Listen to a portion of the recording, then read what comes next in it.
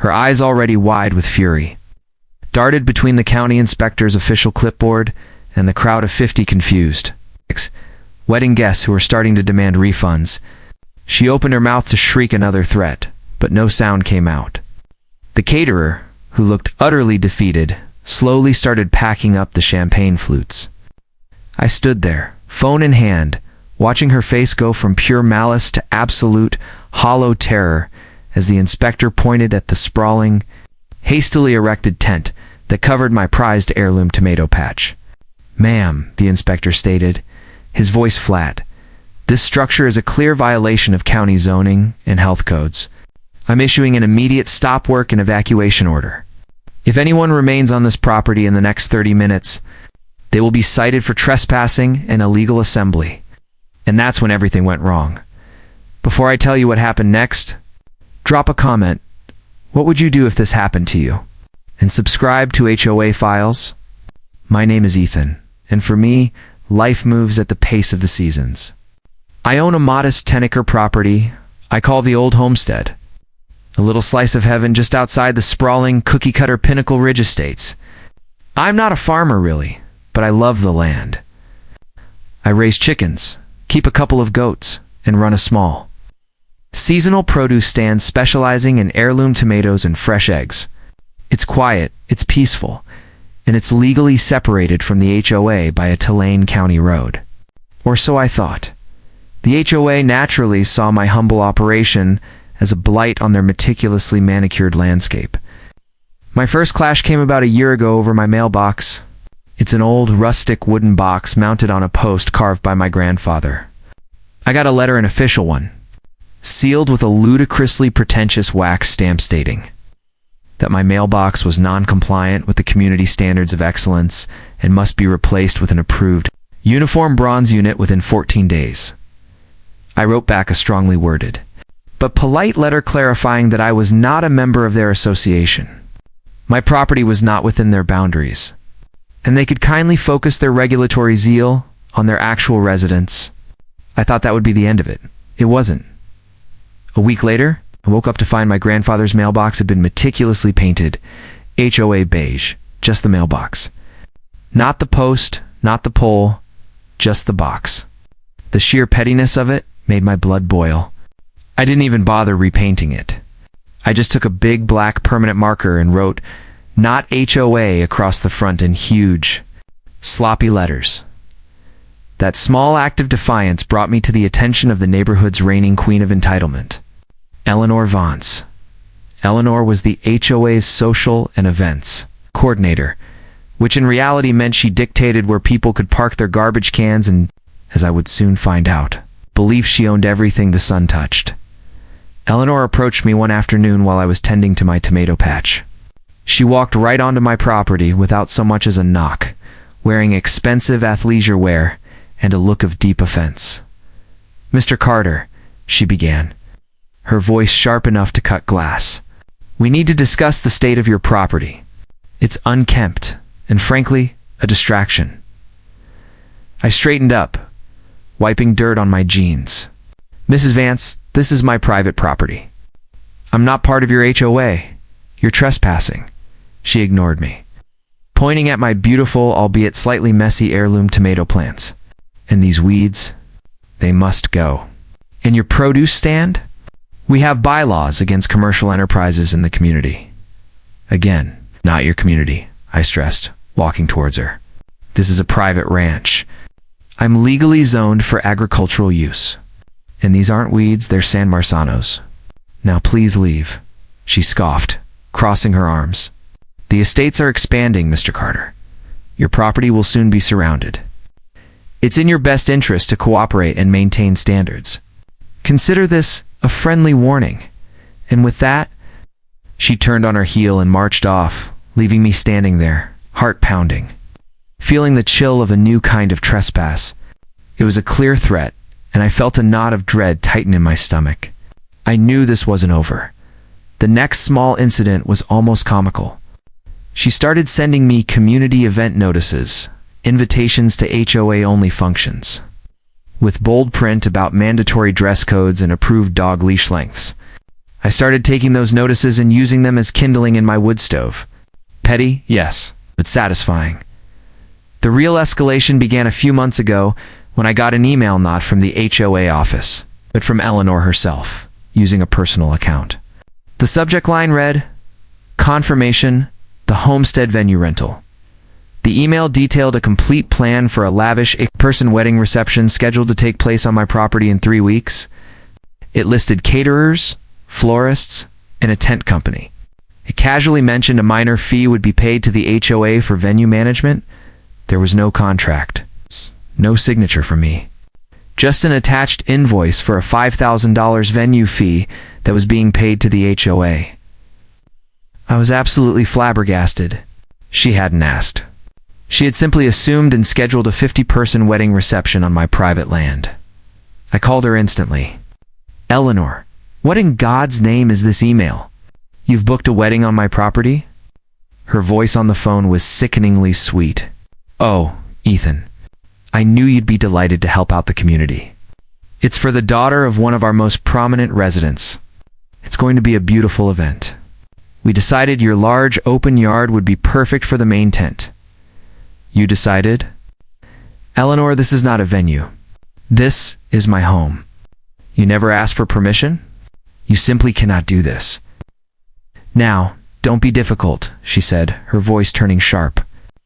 I explained to the happy couple that your land is, shall we say, transitional. We've always considered the area an unofficial community green space. We've already accepted the payment, and the invitations are out. It's done. We'll be sending a crew over to start preparing the grounds next week. You'll be compensated for the inconvenience. I felt my blood pressure skyrocket. She truly believed her entitlement superseded my property rights. If anyone, Eleanor, sets foot on my property to prepare the grounds, I will call the sheriff and have them arrested for trespassing. This is not up for negotiation. The wedding is not happening here." She scoffed. "You're being ridiculous. Think of the exposure. And darling, the contract is signed and the money is paid. You fight this and you'll be facing a very expensive lawsuit from a very angry mother of the bride. You wouldn't want to ruin a young woman's wedding day, would you?" She hung up with a triumphant click. My mind was spinning. The sheer audacity was staggering. This was no longer about mailboxes. It was an attempted seizure of my property for commercial use. The thought of a giant wedding tent over my tomatoes, 50 cars crowding my driveway, all because of one entitled woman's scheme, made me physically ill. This was the moment things spiraled out of control. I contacted my lawyer, who immediately sent a forceful cease and desist letter to the HOA board and Eleanor. But I knew that wouldn't be enough. Eleanor had the power of the fait accompli. She would use the wedding party itself as a shield. Counting on me being too nice to stop a wedding, I decided to stop playing by her rules. I was legally zoned for agriculture. But I knew that zoning also came with strict county regulations, especially concerning commercial events, health, and structures. I did some digging. The morning of the wedding arrived.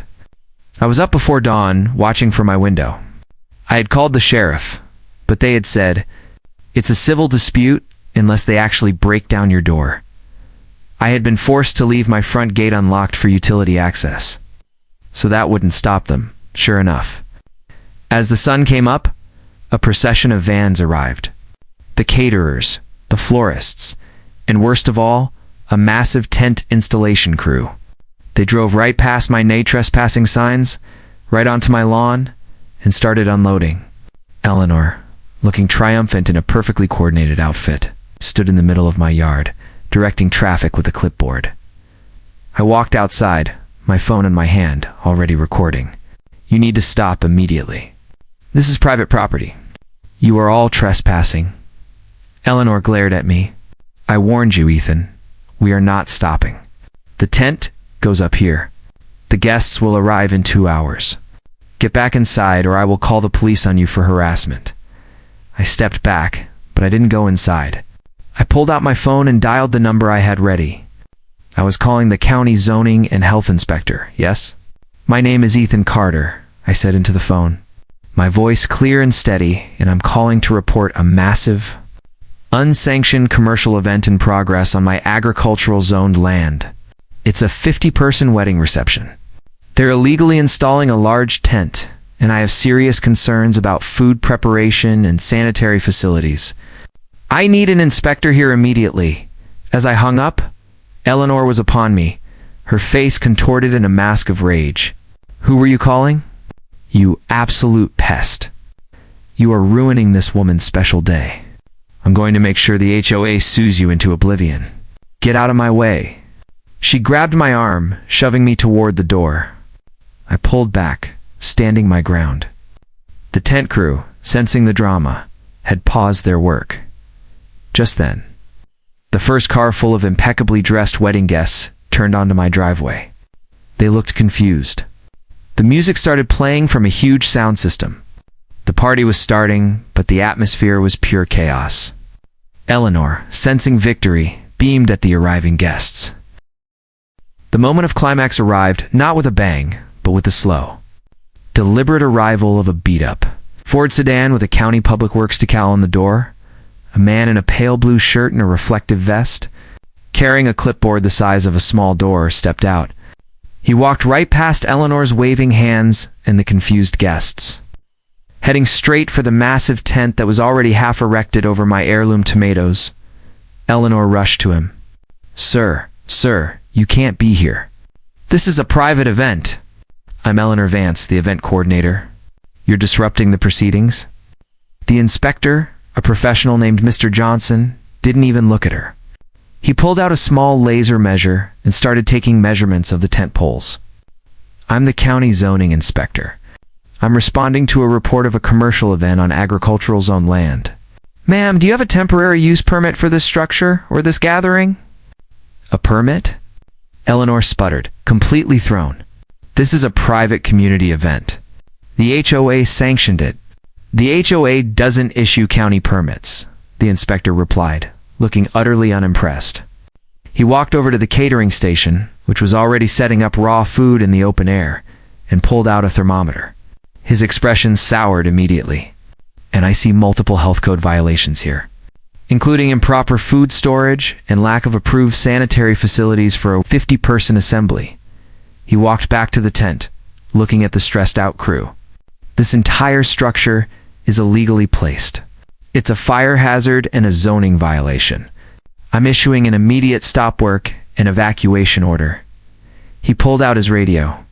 I'm calling for a uniform presence to ensure compliance. That's when she lost it. Her eyes, already wide with fury, darted between the county inspector's official clipboard and the crowd of 50 confused wedding guests who were starting to demand refunds. She opened her mouth to shriek another threat, but no sound came out. The caterer, who looked utterly defeated, slowly started packing up the champagne flutes.